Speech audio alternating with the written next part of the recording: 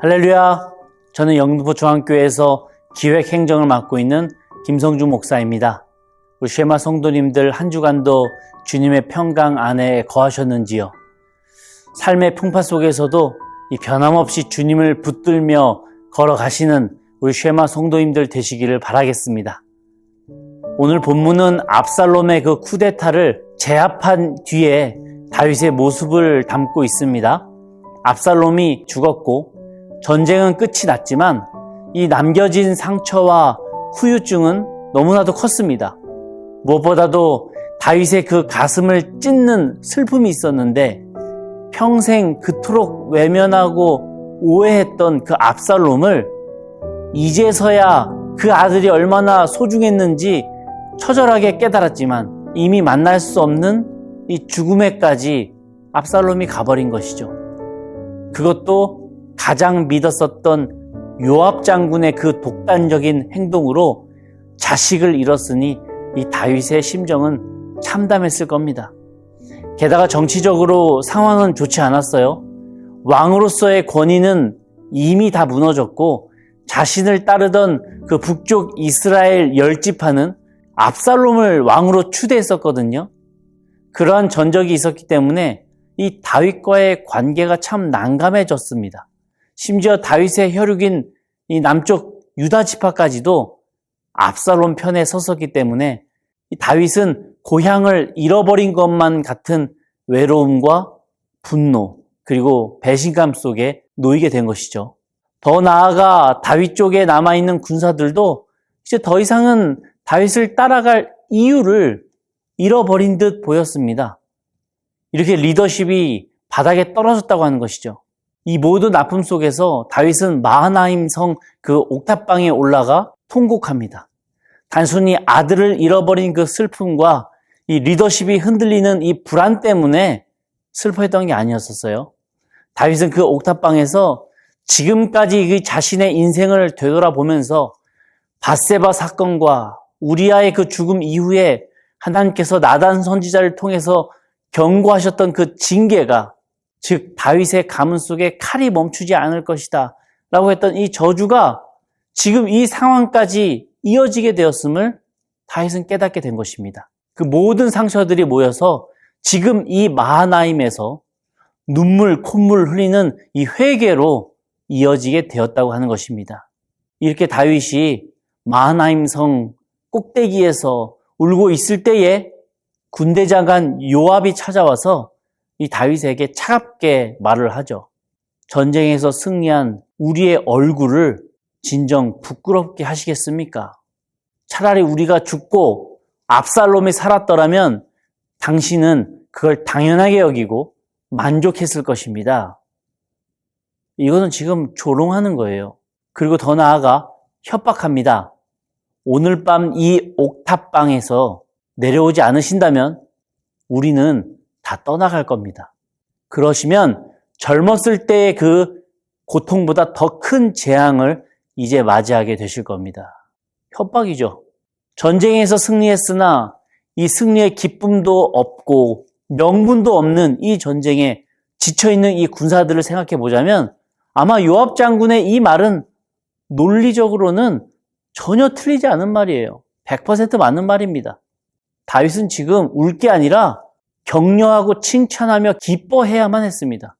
그런데 요압의 이런 말에 문제가 있었으니 바로 전혀 사랑이 없었다고 하는 것이죠. 아무리 옳은 말이라 할지라도 사랑이 없이 전해지면 그것은 칼이 됩니다. 상처를 남기고요. 울리는 꽹과리에 지나지 않아요. 이 고린도전서 13장 2절의 말씀처럼 예언하는 능력과 지식과 믿음이 있어도 사랑이 없으면 아무것도 아니라는 거 우리가 알고 있지 않습니까? 물론 너무 어려운 일인데요. 하나님께서 우리에게 그렇게 하셨더라고요. 사랑의 언어로 주님께서 말하셨고 은혜 가운데 우리의 죄를 덮어주시면서 이미 사랑으로 말씀하고 계시더라고요. 우리는 먼저 그것을 기억할 수 있어야 합니다. 이런 군대 장관 요압의 선 넘는 말 속에서 이 다윗도 사람인데 요압의 이런 무례한 말에 왜 마음의 상처를 받지 않겠습니까? 왜 화가 나지 않겠습니까? 게다가 이 요압 장군이 아들 압살롬을 죽였다고 하는 그 보고도 정식으로 받지 않은 상태였었어요. 그냥 돌아 이미 지금 다윗은 알고 있는 상황이었습니다. 근데 요압은 그런 말은 전혀 꺼내지 않고 오히려 폭력적이고 협박하면서 지금 다윗을 흔들고 있는 것이죠. 다윗은 요압 앞에서 끝까지 침묵합니다. 그리고 놀랍게도 다윗은 요압의 그 선 넘는 그 칼 같은 말 속에서 하나님의 음성을 캐치해내더라고요. 흔들리는 자신의 리더십을 다시금 일으켜 세우시려고 하는 하나님의 강한 외침이시구나 라고 듣고 다윗은 정신을 차리고 성문 앞에 나아갑니다. 사무엘하 19장 8절에 보면 왕이 일어나 성문에 앉음에 모든 백성이 왕 앞으로 나아오니라. 백성들은 다윗을 기다리고 있었어요. 저는 이 구절을 묵상하면서 감동을 받았습니다. 마치 요압에게 억지로 이끌려 나온 것처럼 보일 수 있지만 다윗은 실제로는 하나님께 순종해서 제 발로 나온 거예요. 우리도 인생의 깊은 수렁 속에서 쓰라린 말들을 들을 때가 있습니다. 때로는 그 말이 너무나도 상처로 다가오지만 우리가 하나님의 사람으로서 그 말을 영적으로 해석할 수 있다면 그것이 우리를 새롭게 하는 하나님의 메시지가 될 수 있어요. 기도하면서 하나님, 이 아픈 말 속에 주님의 뜻이 무엇입니까? 라고 물을 수 있는 그 사람이야말로 깊은 신앙에 실력 있는 사람일 것입니다. 그런 사람이 인생의 고난 앞에서도 하나님의 말씀을 붙들며 다시 일어설 수 있더라고요. 이제 다윗은 이 정치적인 현실 앞에 놓이게 됐는데요. 자신을 배신한 이스라엘 지파들을 어떻게 해야 될지 다윗은 결단해야만 했습니다. 그저 다 용서하고 넘어가기에는 이스라엘 전체 다 다윗을 배신했던 사람들이었기에 믿을 수가 없었고 그렇다고 모두 처벌하자니 내전의 위험이 있었어요. 그런 가운데 다윗은 제사장 사독과 아비아다를 통해서 유다 지파에게 자신의 뜻을 전합니다. 사무엘하 19장 11절인데요. 다른 지파들은 나를 다 왕으로 모시려고 노력하는데 너희 유다 지파는 왜 조용히 있느냐? 같은 유다 지파 출신인 나를 너네 왕으로 모시지 않겠느냐? 다윗이 이러한 뜻을 전달합니다. 사실 이것은 다윗의 의도적인 정치 플레이였거든요. 아무도 다윗에게 연락하지 않았습니다. 돌아오시라고. 그러나 다윗은 이러한 방식으로 자신이 먼저 유다 지파에게 나를 좀 왕으로 모셔라. 남들보다 우리 유다 지파가 먼저 나를 왕으로 모셨으면 좋겠다. 손을 내민 것이죠. 다윗의 이런 행동이 참 간사해 보이기도 하고 거짓되다라고 생각될 수도 있어요. 근데 한편으로 생각해 보자면 다윗은 피의 숙청을 포기하고 자기가 먼저 평화롭게 다가선 겁니다. 왜요? 복수보다 중요한 것이 하나님께서 맡기신 사명이었기 때문이죠. 다윗에게 있어서 최고의 사명은 예루살렘 성에서 통일 이스라엘을 계속해서 이루어 나가고 이스라엘이 흔들리지 않게 중심을 지키는 것. 이게 다윗이 받은 사명이었거든요.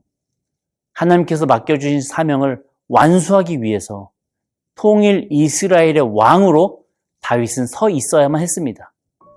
이러한 다윗의 모습은 오늘날 우리가 이 공동체 안에서 갈등의 상황에 직면하게 되었을 때 내가 어떻게 지혜롭게 대처해야 되는가를 보여주고 있어요.